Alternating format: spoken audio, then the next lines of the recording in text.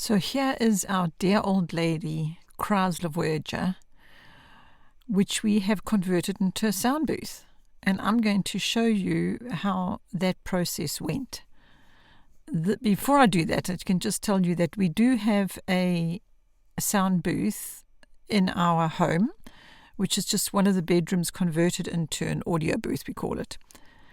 But we're not sure how much longer we're going to have that. And as we are narrating audiobooks and doing voiceover and podcasts and that, we were beginning to wonder what it would cost to create a sound booth. As in, we know what it's cost to do the bedroom, turn it into a sound booth, but we were wondering what it would cost to get an actual whisper room or the like.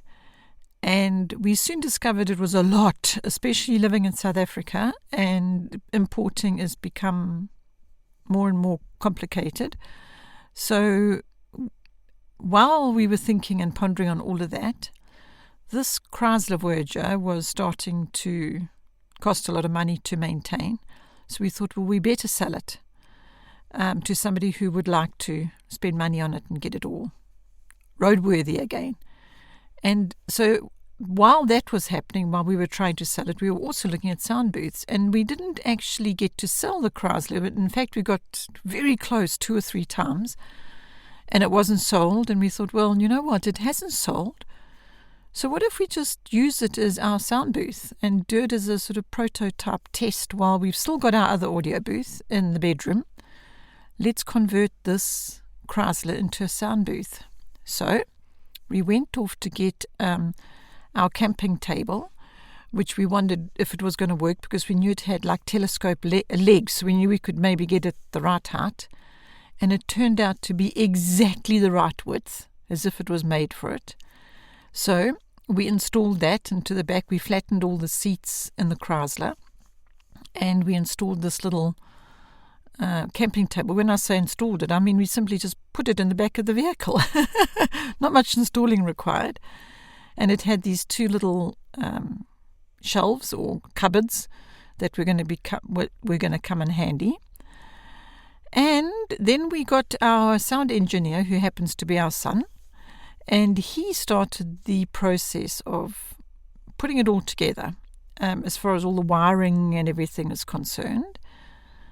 And that took a bit of doing. I was very grateful for his support in that, doing all the tech stuff, installing interfaces and little battery power backup there until we organized our battery charger that could stay permanently charged to keep the battery of the vehicle charged so we could use the internal lights and the aircon or the ventilation system.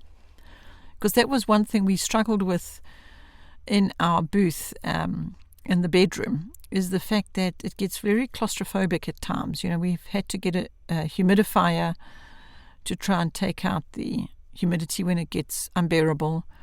I mean a dehumidifier, should I say, not a humidifier. We've got enough humidity at certain times in the year because we live in KwaZulu-Natal in South Africa, and in the summer it gets extremely humid.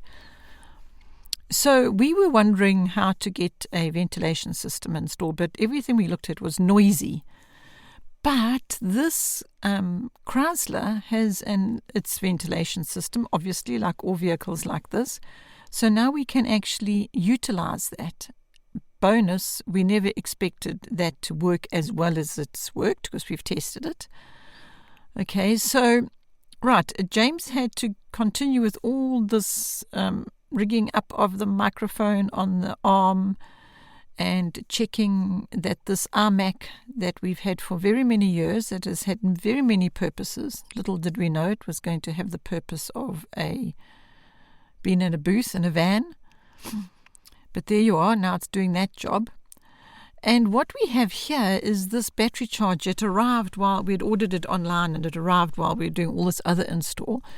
So here it goes. We've plugged it onto the battery, and now it keeps this it's one of those intelligent chargers where it keeps the battery just at the right charge, so it doesn't overcharge it, and when a battery drops down,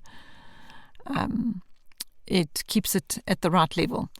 So we can now have the booth as you see, we've put a nice mat and a little wheelie chair, which I happened to find. Its back had broken off and it's exactly the right height. Everything just fell into place so beautifully. I put a few of my little personal trinkets there just to make it nice and homely. And I wanted to show you, we draped a sound blanket over the two front chairs. I use the one front chair to sit in when I'm preparing for whatever it is I'm going to record. And this is the ventilation system up there in the ceiling. I mean, our ceiling lining is all falling down, but that doesn't matter either. We don't have to repair that now because it really doesn't matter for the sake of a sound booth. That little lamp that's there was there before we rigged up the battery charger for us to be able to.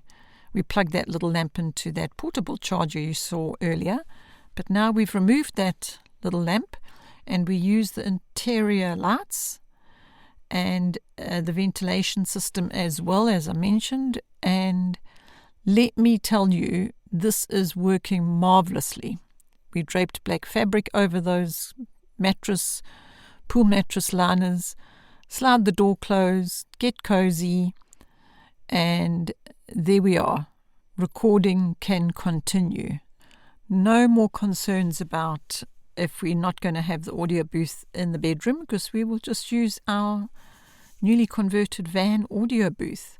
And actually I'm recording this sound in this audio booth, in this van, so you can judge for yourself what you think the quality is like. But James did all those sound tests, floor level and all of that, and we were so impressed. We really didn't expect it to be quite as wonderful as it is. In fact, we live in a forestry area, so we have chainsaws and tractors and logging trucks and all kinds of background sound effects that were really interfering with our workflow.